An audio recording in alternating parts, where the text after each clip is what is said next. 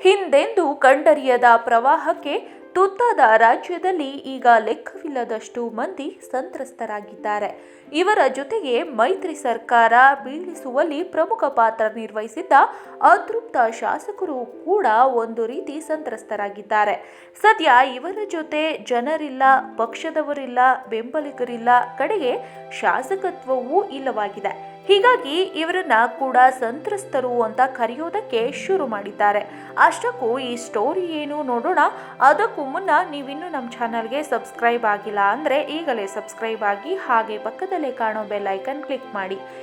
S ವೀಕ್ಷಕರೇ, ಮೈತ್ರಿ ಸರ್ಕಾರದ ವಿರುದ್ಧ ಅತೃಪ್ತಿ ಹೊರಹಾಕಿ ಶಾಸಕ ಸ್ಥಾನ ಪಕ್ಷದ ಸದಸ್ಯತ್ವದಿಂದ ಅನರ್ಹಗೊಂಡವರೀಗ ಅಕ್ಷರಶಃ ಅತಂತ್ರರಾಗಿದ್ದಾರೆ. ಈ ನಡುವೆ ಸ್ಪೀಕರ್ ತೀರ್ಮಾನ ವಿರುದ್ಧ ಸುಪ್ರೀಂ ಕೋರ್ಟ್ನಲ್ಲಿ ಸಲ್ಲಿಸಿರುವ ಅರ್ಜಿ ಸಹ ವಿಚಾರಣೆಗೆ ಬರುತ್ತಿಲ್ಲ. ಮಂಗಳವಾರ, ಶುಕ್ರವಾರ, ಸೋಮವಾರ ಎಂದು ಕಳೆದ 2 ವಾರದಲ್ಲಿ 3 ಬಾರಿ ಅತೃಪ್ತರ ನಿರೀಕ್ಷೆ ಹುಸಿಯಾಗಿದೆ. ಇನ್ನು ಶಾಸಕ ಸ್ಥಾನದಿಂದ ಅನರ್ಹಗೊಂಡ 17 ಜನರ ಪೈಕಿ 7 ಕ್ಷೇತ್ರದಲ್ಲಿ ಪ್ರವಾಹ ಸ್ಥಿತಿ ಇದೆ. ಅಲ್ಲಂತೂ ಅನರ್ಹರ ಸ್ಥಿತಿ ಗಂಭೀರವಾಗಿದೆ. ಜೊತೆಗೆ ಜನರೂ ಇಲ್ಲ, ಪಕ್ಷದ ಕಾರ್ಯಕರ್ತರೂ ಇಲ್ಲ, ಬೆಂಬಲಿಗರು ಜೊತೆಗಿಲ್ಲ, ಶಾಸಕತ್ವವೂ ಇಲ್ಲ ಎಂಬಂತಾಗಿದೆ.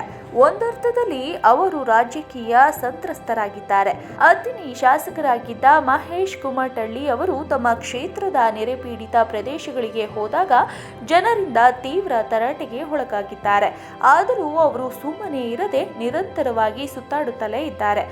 ಪ್ರವಾಹ ಪೀಡಿತ ಪ್ರದೇಶಗಳಲ್ಲಿ ಅಧಿಕಾರಿಗಳಿಗೆ ಸೂಚನೆ ನೀಡುವ ಪರಿಸ್ಥಿತಿಯು ಈ ಅನರ್ಹರಿಗಿಲ್ಲದೆ ಕೈ ಹಿಸುಕಿಕೊಳ್ಳುತ್ತಿದ್ದಾರೆ. ಬದಲಾದ ಬೆಳವಣಿಗೆಯಲ್ಲಿ ರಾಜಕೀಯ ವಾತಾವರಣ ಆ ಕ್ಷೇತ್ರಗಳಲ್ಲಿಲ್ಲ. ಇನ್ನೊಂದು ಬೆಳವಣಿಗೆಯಲ್ಲಿ ಸಂಪುಟ ರಚನೆ ಕುರಿತಂತೆ ಆಗಸ್ಟ್ 16ರಂದು ಸಿಎಂ BS ಯಡಿಯೂರಪ್ಪ ದೆಹಲಿಗೆ ತೆರಳುತ್ತಿದ್ದು ಪಕ್ಷದ ವರಿಷ್ಠರ ಜತೆ ಚರ್ಚೆ ನಡೆಸುವರು.